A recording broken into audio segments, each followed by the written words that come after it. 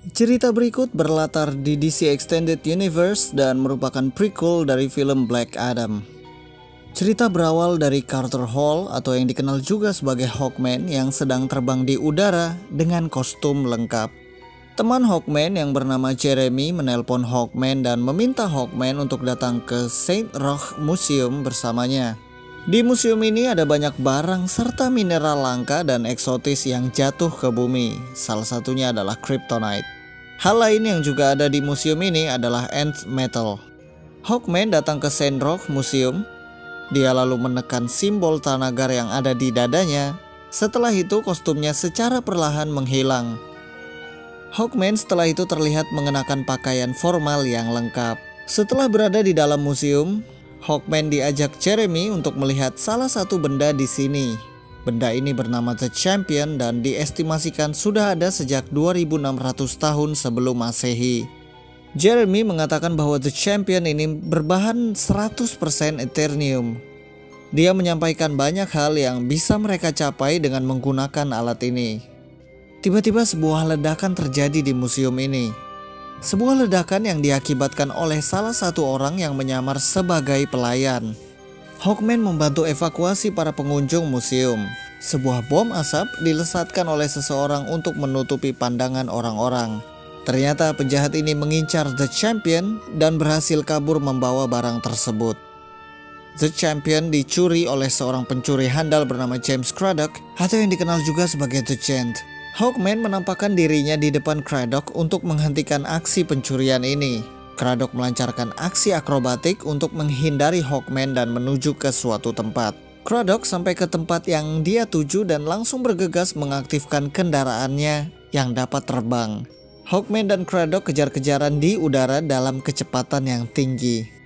Craddock menjadi tidak fokus melihat ke depan karena dia dikejar oleh Hawkman. Craddock menabrak sebuah gedung dan menimbulkan ledakan yang besar.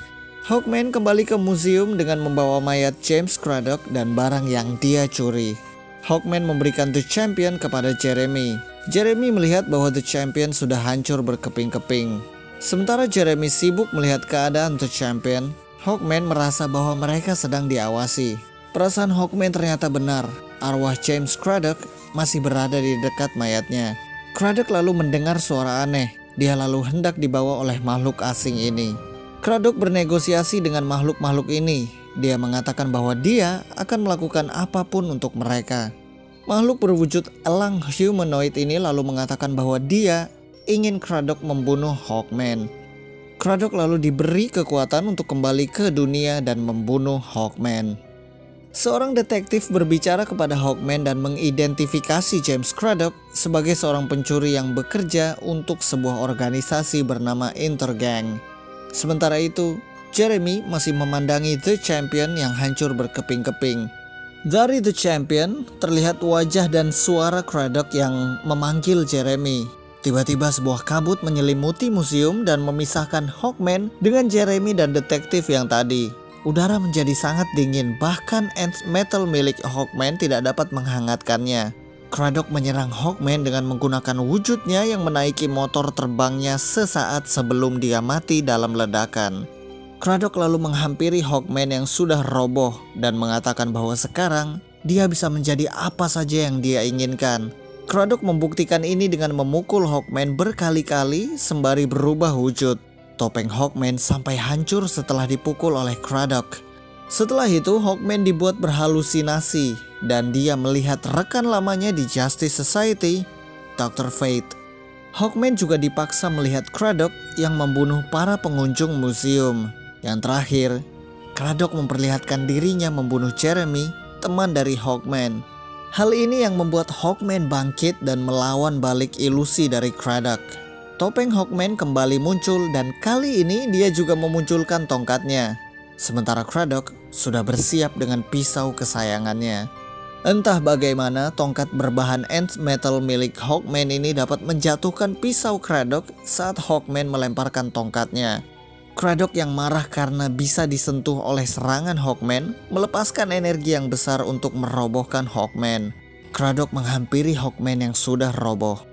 Craddock mengambil kepingan The Champion dan berniat menggunakannya untuk membunuh Hawkman. Tetapi entah kenapa, Craddock malah disakiti oleh kepingan The Champion ini. Karena tidak tahan dengan rasa sakitnya, Craddock menjatuhkan kepingan ini yang disambut oleh Hawkman. Hawkman lalu menggunakan The Champion untuk menusuk dan membunuh Craddock. Craddock yang sudah kalah dibawa oleh makhluk-makhluk yang awalnya memberikannya kekuatan, sementara Hawkman masih hidup. Setelah mengalahkan Craddock, segalanya kembali normal. Hawkman berbicara kepada Jeremy mengenai The Champion yang berhasil membunuh Craddock. Hawkman merasa bahwa dia membutuhkan The Champion karena ada ancaman yang akan datang. Di bayangan kepingan The Champion, terlihat wujud rekan lama Hawkman, Dr. Fate. Sebelumnya saya pernah membahas prequel comics dari film Man of Steel yang menceritakan kedatangan Kara Zor-El ke bumi yang berlatar di DC Extended Universe juga. Cek videonya di sini. Terima kasih.